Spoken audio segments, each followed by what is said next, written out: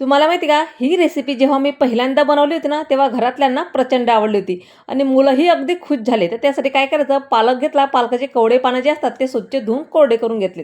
एका बाउलमध्ये 1.5 वाट्या बेसन पीठ, अर्धी वाटी तांदळाचं पीठ घेतलं, हळद घातली, जिरं, लसूण आणि हिरवी मिरचीचा ठेचा घातला, चवीप्रमाणे मीठ, ओवा हातावरच थोडासा क्रश करून घालायचा आणि त्या खलबत्त्यामध्ये मी मिरची ठेचली, त्यातच थोडंसं पाणी घातलं आणि बेसन पीठ भिजून घेतलं.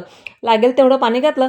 आता जो पालक होता ना, तो लगेच बेसन पिठात बुडवून घ्यायचा आपल्याला. त्या सोडा न घालताच हे मी बनवलेले आहेत. अगदी कुरकुरीत होतात बरं का, एवढी छान लागतात ना हे पकोडे त्याचे.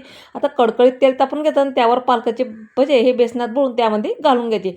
वरतून मस्त असं जे कडक कडक तेल असतं ना, ते वरतून त्यावर घालून घ्यायचे. दोघी साईडनं छान ते मस्तपैकी कुरकुरीत हे तळल्या जातात. तांदूळाच्या पिठामध्ये कुरकुरीतपणा हा चांगला येत असतो त्याला. आता दोघी साईडनं अगदी कुरकुरीतपर्यंत होऊ द्यायचे, अगदी ब्राऊन रंग येईपर्यंत. त्याच पद्धतीनं बाकीचे सुद्धा आपल्याला हे असेच ते तळून घ्यायचे. तुम्ही त्यासोबत चटणीही खाऊ शकतात किंवा हिरवी मिरचीसोबत तोंडी लावलं ना तरीही छान लागतात.